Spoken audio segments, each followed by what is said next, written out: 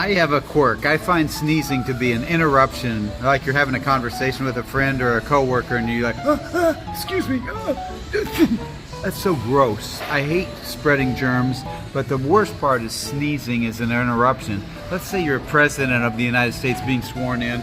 I do solemnly swear to uphold the Constitution of the... That would be awkward, wouldn't it?